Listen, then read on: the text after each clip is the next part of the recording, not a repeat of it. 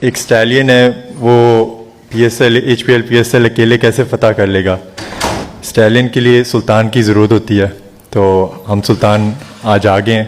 سیالکوٹ اسٹیلینز کی request accept ہو چکی ہے اور اب اس فرینچائز کا نام ملتان سلطانز ہوگا. Alhamdulillah, I have to share a very good news with PCB and PSL permission. KYC has been already approved تھی, تو پیچھے بیک اینڈ کے اوپر ان کا SOPs چل رہے تھے to formalize the basically a strategic partnership with us. تو الحمدللہ جی it has finally happened. Journey was not easy, was tough. میں نے پہلے بھی عرض کیا, جب آپ کوئی بڑا کام کرتے ہیں تو آپ کو پارٹنر چاہیے ہوتے ہیں ٹو اچیو دا اینڈ گول.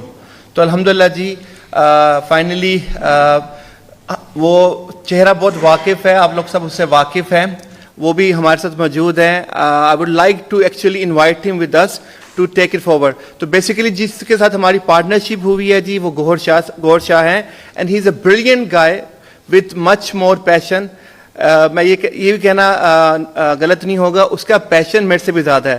تو we welcome him on board and love to have him, and I would like him to come and sit with us and take it further from here. So he has joined CD Ventures اور OZ Developers کی یہ strategic partnership ہوئی ہے, اور میرے خیال سے آپ نے the other thing that they have agreed upon is that Gohar will be the CEO Yes. Of the franchise.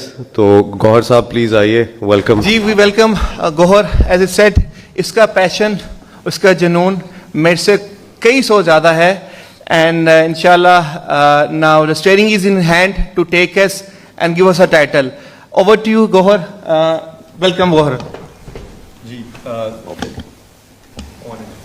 Thank you very much. جی وہ ہم یہی سوچ رہے تھے کہ ایک اسٹیلین ہے وہ HPL PSL اکیلے کیسے فتح کر لے گا.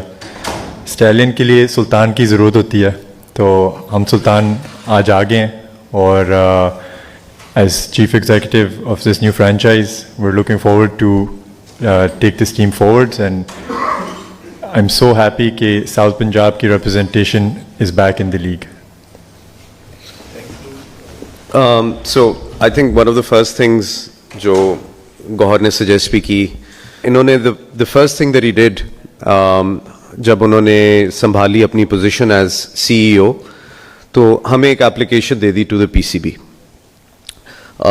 آپ کو یاد ہوگا ہمارے سارے جو آکشن کے پروسیسز ہوئے ہیں ٹیمز کے, اس میں ہم نے یہ گنجائش رکھی ہوئی تھی کہ آپ ٹیم کا نام بدل سکتے ہیں, اور 6 شہر ایسے تھے جن میں سے حمزہ جب جیتے تھے انہوں نے سلیکٹ کرنا تھا, اور ان کی چوائس یہ بھی تھی کہ اگر ان 6 ناموں کے علاوہ بھی کوئی نام سلیکٹ کرنا چاہیں تو PCB میں درخواست ڈال سکتے ہیں. اس کی ایک ون ٹائم فی تھی اگر وہ یہ اپنا رائٹ ایکسرسائز کرنا چاہتے. اس وقت میرا خیال ہے ملتان اویلیبل نہیں تھی, تو انہوں نے سیالکوٹ کا نام چوز کیا, اور اب جب گوہر آئے انہوں نے پہلی چیز یہ کی کہ as CEO his first act was make a request کہ جی یہ نام سیالکوٹ اسٹیلینز کا چینج کر دیا جائے.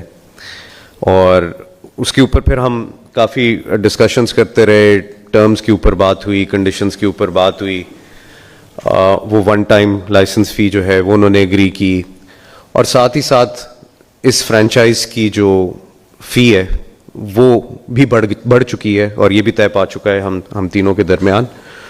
تو جہاں 85 کروڑ تھی سیالکوٹ اسٹیلینز پر ایئر, اور شاید اگر 10 سال کی ہم لائسنس دیکھیں تو 18.5 بلین 18.5 ارب کی یہ کانٹریکٹ تھا, تو یہ اب 20 ارب پہ جا چکا ہے, اور 200 کروڑ پر اینم اس کی فرینچائز فی ہو چکی ہے.